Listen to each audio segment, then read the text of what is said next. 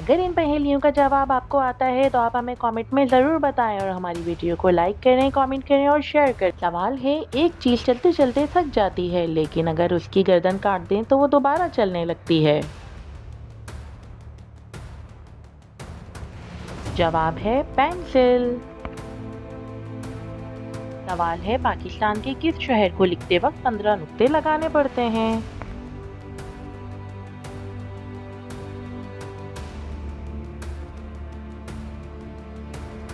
जवाब पाकपतन शरीफ। सवाल, वो कौन सी चीज है जो आए तो दुआ ले और जाए तो बद्दुआ दे? जवाब बिजली। वो कौन सी चीज है जो जमीन पर रहती है और पानी में बहती है?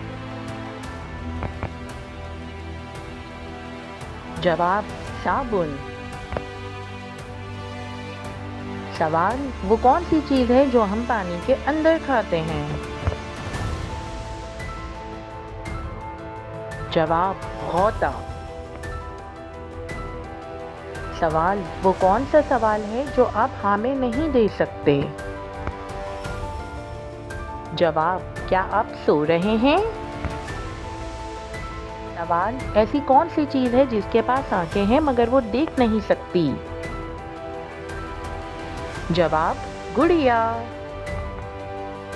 सवाल, वो क्या चीज है जब एक चलता है तो दूसरा रुक जाता है मगर दोनों साथ साथ रहते हैं?